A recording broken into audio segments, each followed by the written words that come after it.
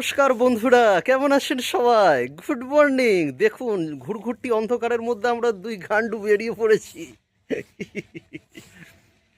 তো আজকে 22শে জানুয়ারি, আর আজকে আমরা যাচ্ছি অনেক দূর, ঝাড়খণ্ড, নেতারহাট। সঙ্গে থাকবেন কিন্তু। চলুন তাহলে বেরিয়ে পড়া যাক, রাস্তায় দেখা হচ্ছে।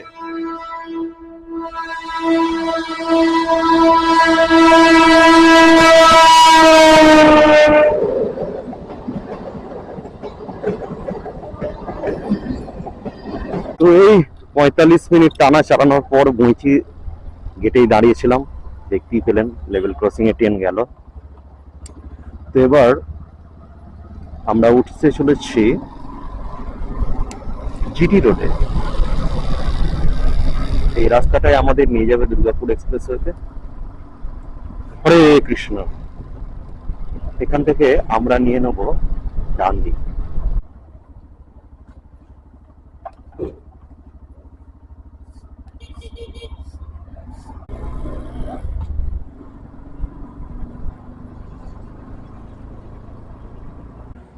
তো একটুখানি দাঁড়িয়েছিলাম রাস্তার ধারে, খুব সুন্দর একটা জায়গা। অনেকক্ষণ তো গাড়ি চালালাম, প্রায় 140 কিলোমিটার মতন গাড়ি চালানো হয়ে গেছে। তো এখনো রোদও, সূর্য মামা উঠে গেছে উপরে। খিদে খিদে পাচ্ছে, দেখি সামনে কোথাও যদি খাবার দোকান থাকে তাহলে গাড়ি খেয়ে নিয়ে যাবে। তো আমরা অলরেডি দুর্গাপুর চলে এসেছি। পানাগড় কখন ক্রস করলাম কিছু বুঝতেই পারিনি। তো এই রাস্তাটা আসানসোল পর্যন্ত তো যেতেই হবে, তারপর ধানবাদ দিকে বাঁদিকে ধানবাদ হয়ে যাবে। তো ধানবাদ দিয়ে আমরা বেরিয়ে যাবো। চলতে চলতে হঠাৎ রোহিত আমাকে বলে উঠল যে ওই সামনের ডান দিকে যে কমলা রঙের ট্রাকটি যাচ্ছে সেটা নাকি ওদের কারখানায় প্রায় আসে। অর্থাৎ রোহিতের কথায় ওই ট্রাকের ড্রাইভারের সঙ্গে ওর পরিচয় আছে। তো ও একটু সন্দেহজনকভাবে আমাকে বলে যে তুমি ওই ট্রাকটাকে একটু ফলো করো আর ওর পাশাপাশি একবার যাও, যাতে আমি কনফার্ম করতে পারি। তো ব্যাস, যেমন বলা আর তেমন কাজ। তাই আমি ওই ট্রাকটাকে ফলো করে ওর পাশে পাশে চলতে লাগলাম। কিছু দূর যাওয়ার পর যখন রাস্তার ধারে একটি খাবারের দোকান দেখে আমরা দাঁড়ালাম, তখন ওই ট্রাকটি সামনে কিছুটা দূরে গিয়েও দাঁড়ালো এবং রোহিত তখন ড্রাইভারকে ফোন করে এবং সে আমাদের সাথেই এসে ব্রেকফাস্টে যোগদান করে। বড্ড খিদে পেয়ে গেছিল, রাস্তার ধারে দেখলাম এই দোকানটা আছে, এখানে কচুরি পাওয়া যায়। চলে এলাম কচুরি খেতে। ভালোই লাগছে খেতে, বেশ ঠান্ডায় গরম গরম।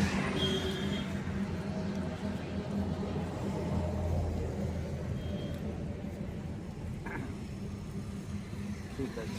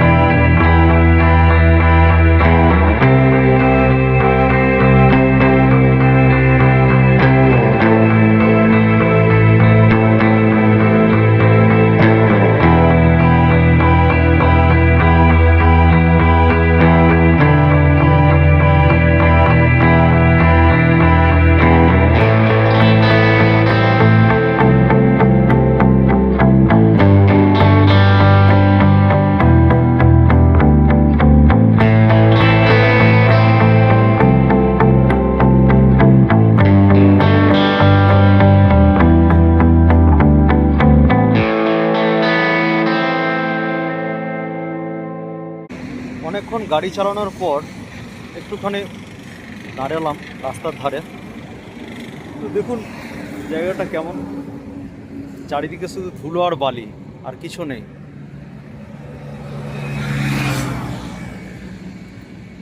আর একটুখানি পর সামনে ওদিকে আর ধানবাদ আছে, বেশি দূর নয়, ওদিকে যাচ্ছি আমরা। তো সামনে গিয়ে আমরা ওখান থেকে বাঁদিক নিয়ে নেব, দেখা যাচ্ছে।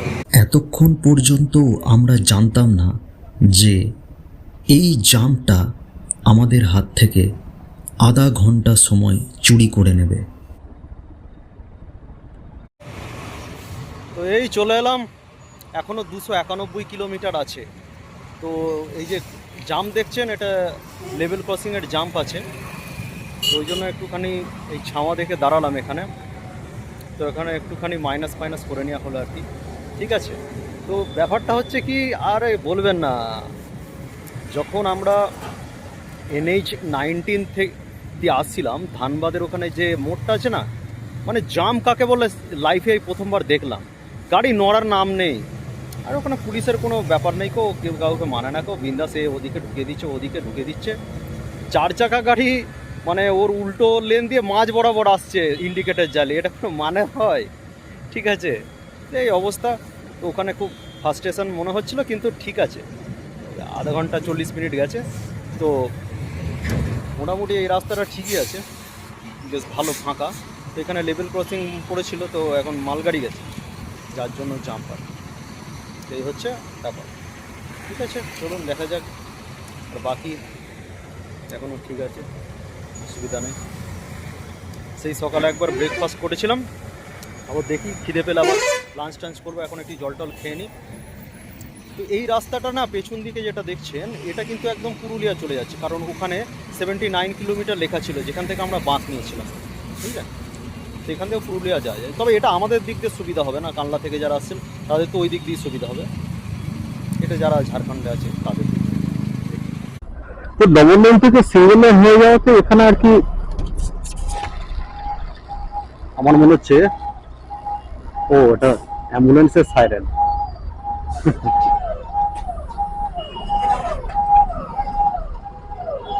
ওদিকে গিয়ে লাভ নেই, এদের পেছুই যায়।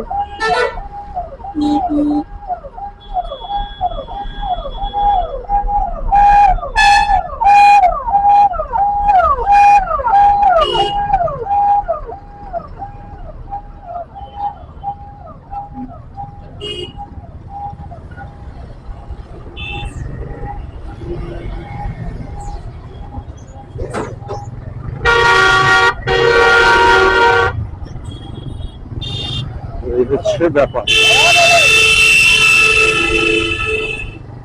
এই জন্য আর কি এখানে জামটা লেগে গেছে। একটু আগে এখান থেকে একটা মালগাড়ি পাস করেছে, ড্রাইভার अकेला है আর টাইগার রোহিত, পেয়ারাগুলো দেখ কত বড় বড়,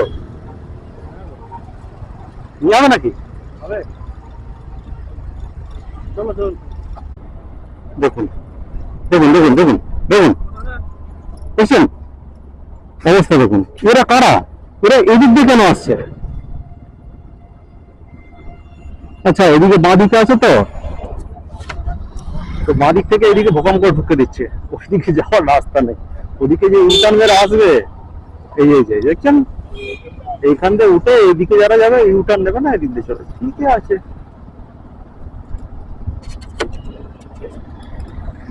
এই হচ্ছে এখানকার রাস্তাঘাট, কিন্তু জনবসতি এখানটায় বেশি আছে। রাস্তার ধারে আমি ওই রোডেও দেখেছিলাম এই ধরনের গোবরের মানে নেট দিয়া আর কি, যে ঘুঁটে গুলো, তো এইখানে আর কি ওরা কাজটা করছে। তাতে কি হচ্ছে, ঘাসগুলো মারা যাচ্ছে। ওই মাঠে চারিদিকে শুধু সবুজ দেখাচ্ছে, কিন্তু আমি কোনো জঙ্গলই দেখতে পাচ্ছি না। ওটা নেতার হাটে না যাওয়া অবধি কিছু বোঝা যাবে না।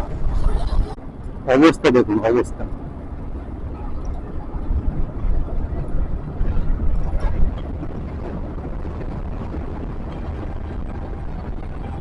বলছিলাম না, এখানে সব গাড়ি এরকম ডান দিক দিয়ে চলে আসে।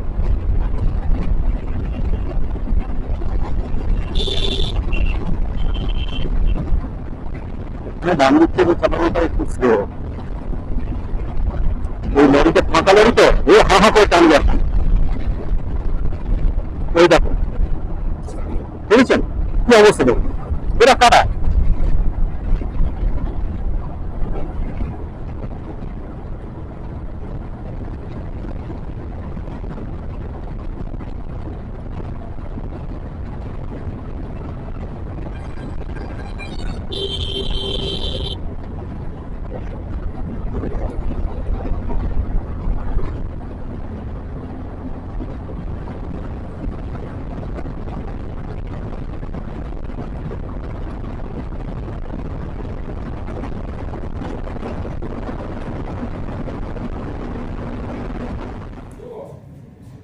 এখন খুব খিদে পেয়ে গেছিলো, রাস্তার ধারে একটা হোটেল দেখতে পেলাম, ওখানে চলে এলাম। সবজি ভাত অর্ডার দিয়ে দিয়েছিলাম, এই দিয়ে এলো এখন খাওয়া যাবে। আবার খাওয়ার পর যাবো।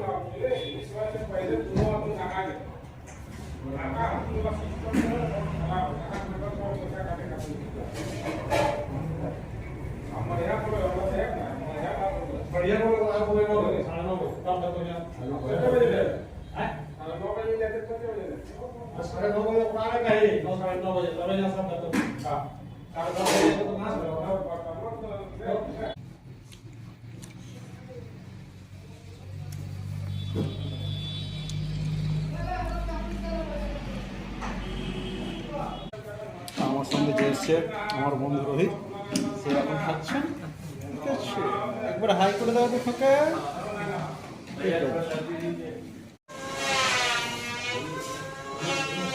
পাত পুরো একদম পরিষ্কার করে আমরা চেটে পুটে খেয়ে নিয়েছি। এই রোহিত, ওটা তুমি কি ফেলে রেখেছো? এগুলো ঠিক নয় তো। এখন খাওয়া দাওয়া হলো, এখন 1টা বেজে গেছে, আবার চলো গাড়িতে যাওয়া যাক। এখন দেখাচ্ছে মোটামুটি 7টা বেজে যাবে, প্রায় আমাদের যেতে যেতে 7টা বেজে যাবে। দেখা যাক কত দূর। আমি তো 8টা ধরে রেখেছি, সাবধানে চালাতে হবে। সুন্দর জায়গা দেখে একটুখানি দাঁড়িয়ে পড়ার ইচ্ছা হলো। দূরে পাহাড় আর সরষের ক্ষেত, তার পাশ দিয়ে ছোট্ট রাস্তা, এক মনোমুগ্ধকর জায়গা। না দেখলে এগুলো বিশ্বাস করা যায় না। মানে এখানে এসে একটুখানি রাস্তার ধারে যদি না দাঁড়ায় তাহলে কি আর হয়। চলুন আপনাদের দেখায় আমরা কোন জায়গাটা আছি। এই যে রাস্তা দেখছেন, ওই মারুতিটা গেল, ওইখান থেকে আমরা এসে এই জায়গায় দাঁড়িয়েছি। আর এইদিকে এ দেখুন সরষের ক্ষেত।